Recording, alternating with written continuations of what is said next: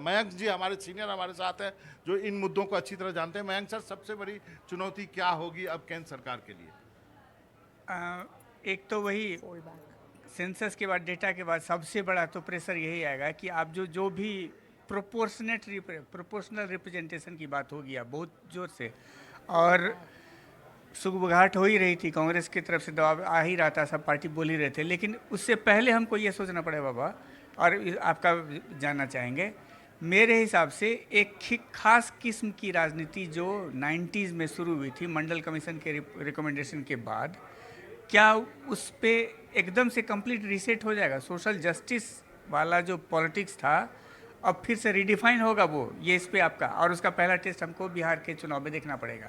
तो एक बहुत बड़ी बात तेजस्वी ने अभी कही, जो तेजस्वी बोले थे, उन्होंने कहा कि आपने करा तो लिया, लेकिन अब जब इसका पूरा डाटा आएगा और परिसीमन होगा, उसके बाद आप ओबीसी के लिए भी सीटें आरक्षित करो जैसे आपने एससी एसटी के लिए किया है।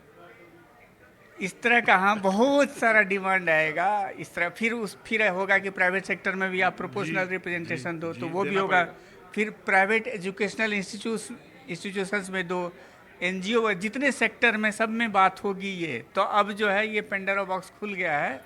लेकिन मेगा कॉन्सेंसस है पॉलिटिकल पार्टी में, जिस पार्टी को माना जाता था कि ये शायद ना माने, वो उसने अनाउंस किया है और वो करवा रही है। इसका मतलब किसी एक सोशल इशू पे इंडिया में अगर मेगा कंसेंसस कई सालों के बाद बना है तो वो यही है।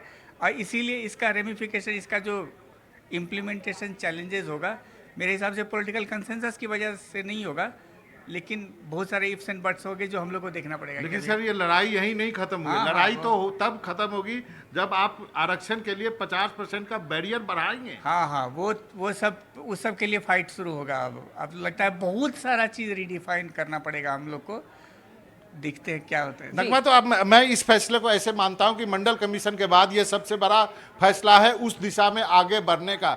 वो जो नारा दिया जा रहा था कि जिसकी जितनी भागीदारी उसकी इतनी हिस्सेदारी, उस ओर सरकार ने एक कदम बढ़ाया है। लेकिन बहुत ज़्यादा रोड ब्लॉक्स हैं। क्या केवल आप डाटा लेके क्या करेंगे? डाटा तो पहले भी आपके पास थे, कई राज्य सरकारों ने कराया हुआ है। क्या आप जो रिजर्वेशन की सीलिंग है 50%, उसको आपको बढ़ाना होगा, तभी आप इन जातियों को एकोमोडेट कर सकेंगे। क्योंकि वो जो आर्थिक रूप से जो पिछड़े हैं, सामाजिक रूप से जो पिछड़े हैं, जो मंडल कमीशन की अवधारणा है, उसको इम्प्लीमेंट करना होगा आपको उसके स्पिरिट में। तो मनोरंजन, ये पहला कदम है। अब उसके वो आगे, जैसा कह रहे थे अभी मयंक भी, कि पेंडोरास बॉक्स खुला है और रीडिफाइन होगी पूरी पॉलिटिक्स।